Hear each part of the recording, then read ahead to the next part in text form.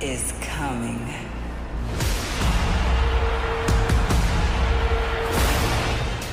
Facts about Jade Cargill only hardcore fans know.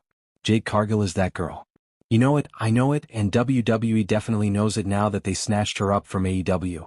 But before she was dominating on SmackDown, before she became the first ever TBS champion with an undefeated streak that made Goldberg jealous, there was a whole journey that most casual fans have no idea about.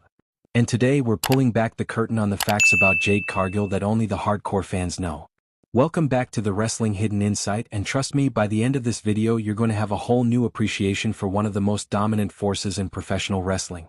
Let's start with the bombshell that should have made way more headlines than it did. Jade Cargill turned down WWE. Yeah, you heard that right. Before she became the face of AEW's women's division, before she held that TBS championship like it was permanently attached to her shoulder, WWE came calling. And Jade said no thank you. Now, in 2019 when Jade was deciding her wrestling future, turning down WWE was not a common move. Most wrestlers would have signed on the dotted line before Vince McMahon could finish his sentence.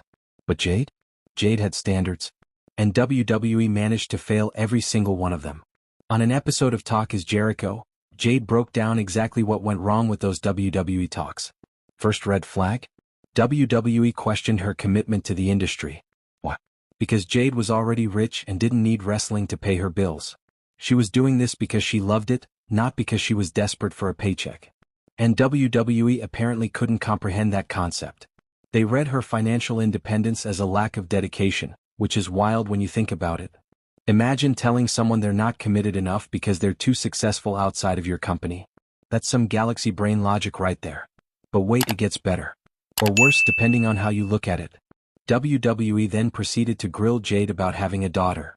They were concerned, and I'm quoting the vibes here, about how she could possibly manage being a wrestler and a mother at the same time.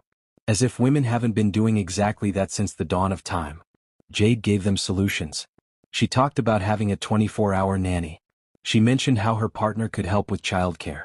She basically drew them a roadmap of how this could work. And WWE still acted like she was proposing something impossible.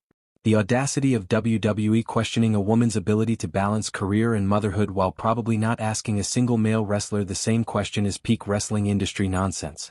So Jade made the decision that felt right for her and her family. She signed with AEW. She didn't have to relocate. She felt at home.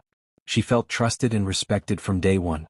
And looking at what she accomplished in AEW, can anyone really say she made the wrong choice? She became the inaugural TBS champion, went on an undefeated streak that lasted over a year, became one of the most recognizable faces in the company, and did it all while being a present mother to her daughter. Now let's rewind even further and talk about Jade before wrestling was even on her radar. Because Jade Cargill was an athlete long before she was a wrestler. This woman played basketball in high school and college, and she wasn't just warming the bench. She was dominating. At Sebastian River High School and later Vero Beach High School, Jade helped both teams secure spots in the district championships. She was named MVP her senior year at Vero Beach. That's not just participating, that's leading. That's being the best player on the court. But Jade didn't stop when she graduated high school. She took her talents to Jacksonville University and continued to ball out. As a freshman, she got Team MVP and Freshman of the Year honors. By her senior year, she was named to the Atlantic Sun preseason first team. So when you see Jade in the ring moving with that athleticism, that confidence, that presence, understand that it's not an act.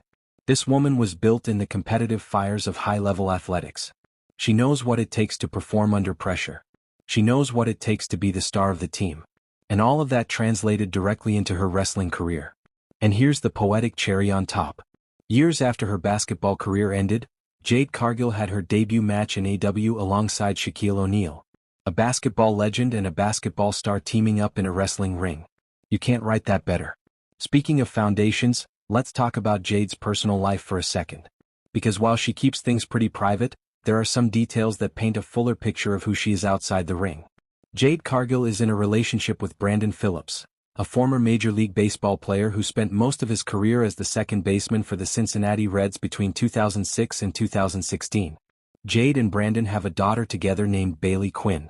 And if you were watching AEW Dynamite when Jade won the TBS Championship, you might have caught a glimpse of Bailey celebrating with her mom. Jade has been very open about how important her daughter is to her and how much Bailey inspires her. In an interview with TV Insider, Jade talked about how Bayley would give her pep talks and they'd cut promos together. Imagine being a kid and having your mom teach you how to cut a wrestling promo. But here's something that might surprise you even more. Jade Cargill has a master's degree in child psychology. Let that sink in for a second. She actually worked as a psychologist with children in Florida schools after graduating.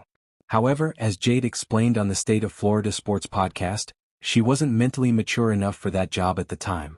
And she didn't mean that as an insult to herself. She meant that working with children in that psychological setting requires you to, in her words, take your heart out of your chest. You have to maintain professional boundaries even when you're dealing with kids going through incredibly difficult situations. The emotional toll of that work was too much for Jade at that point in her life.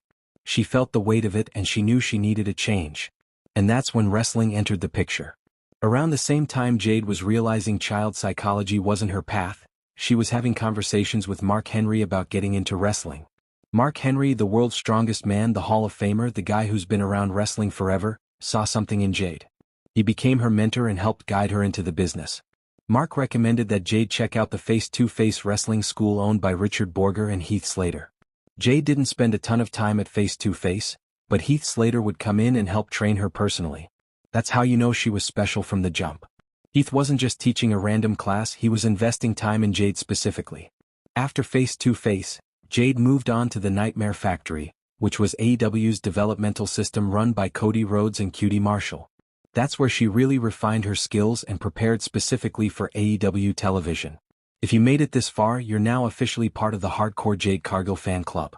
Make sure you hit that subscribe button and turn on notifications because here at the Wrestling Hidden Insight,